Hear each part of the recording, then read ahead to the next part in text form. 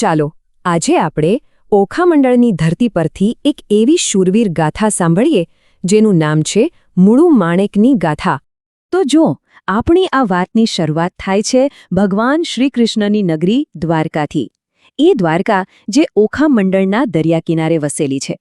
સમજી લો કે આ એ જ ભૂમિ છે જ્યાં પૌરાણિક કથાઓ અને શૂરવીરતા એકબીજામાં ભળી જાય છે.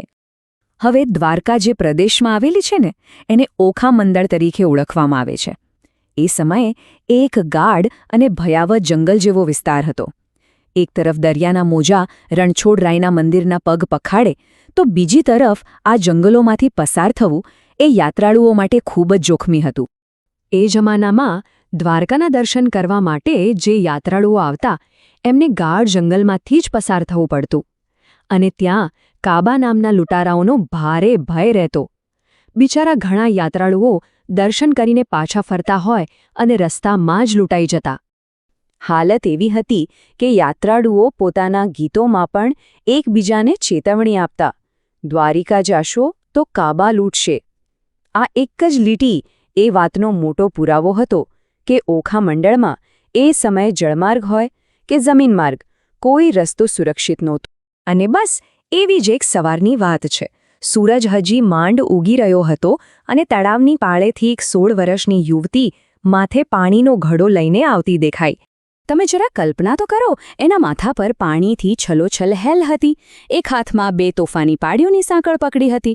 છતાંય એના માથા પરની હેલમાંથી પાણીનું એક ટીપું પણ નીચે નહોતું પડતું. આ દ્રશ્ય જ એની અદ્ભુત શક્તિ અને સંતુલનનો પરિચય આપી રહ્યું હતું. બરાબર એ જ સમયે ત્યાંથી પસાર થતો એક રજપૂત યુવાન જેનું નામ હમીરજી આ માછીમાર કન્યાના રૂપ અને તાકાતનો આવો સમન્વય જોઈને બસ સ્તબ્ધ થઈ ગયો. એના મનમાં એક જ વિચાર આવ્યો કે આવી સ્ત્રીના પેટે જ સાચા વીર પુરુષો જન્મી શકે. હમીરજી તો ત્યાંથી સીધો જ આરંભડાના ગઢમાં પોતાની ફૂઈ પાસે પહોંચ્યો અને એક જ હઠ પકડી, ફૂઈ, હું પરણીશ તો બસ એ માછીમારની દીકરીને જ પરણીશ. ફૂઈએ એને કુળનું અભિમાન યાદ કરાવ્યું. કહ્યું, બેટા, એ તો કાબા કહેવાય, માછલા મારનારા. આપણે જદુવંશી, આપણને એ કુળ ન ખપે. પણ હમીરજી તો અડગ હતો. એણે તો પ્રતિજ્ઞા કરી લીધી, પરણું તો હું એને જ પરણું, બાકી દુનિયાની બધી સ્ત્રીઓ જે મારાથી નાની છે એ મારા માટે આજથી બહેનો અને જે મોટી છે એ માતાઓ સમાન છે.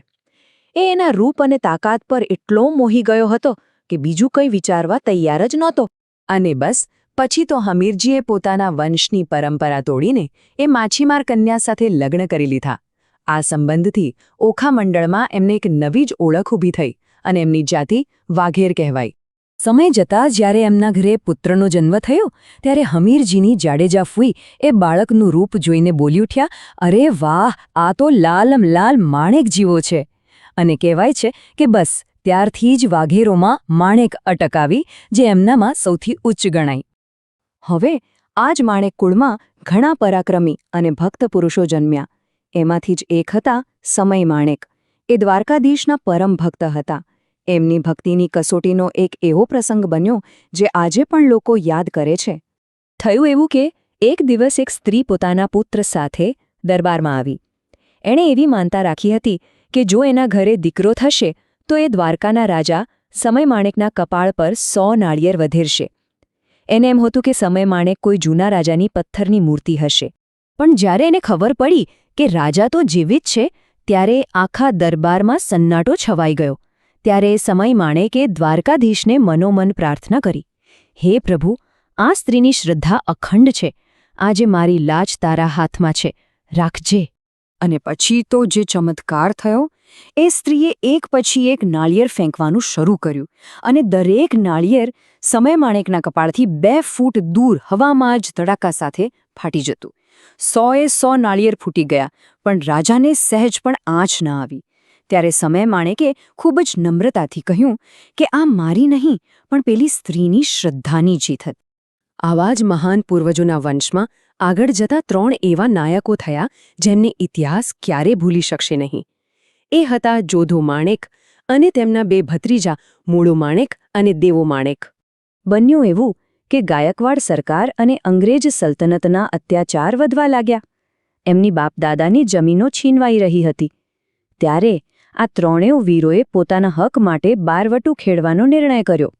એમનું બારવટું એટલું ભયંકર હતું કે એના માટે દુહા રચાયા.